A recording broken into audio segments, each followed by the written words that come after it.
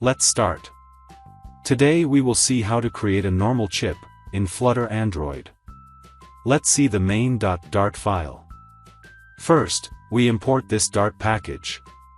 Then, we create the stateless widget called MyApp in the main function.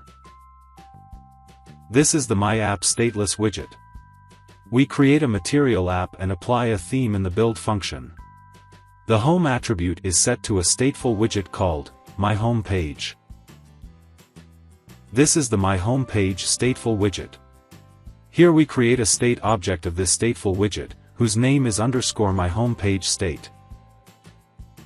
This is _MyHomePageState class. Here we will design our app. In the build function, we have a scaffold widget upon which we will build other widgets.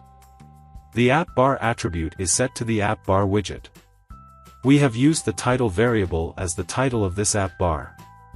The body attribute is set to the center widget. Inside that, we have a gesture detector widget.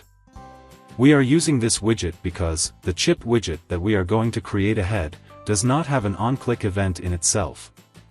So to have an on-click functionality for our chip, we are going to use this gesture detector widget. This widget has an on-tap function. When a chip is clicked, this function will be called, and we will show a snack bar.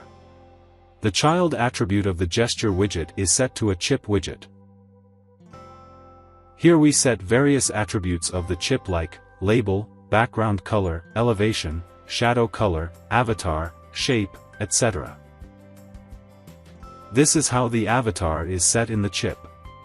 This will act as an icon of the chip. And this is how we set the shape of the widget. Let's run the app. So that's it. That's how you can show a normal chip in Flutter Android. Thank you.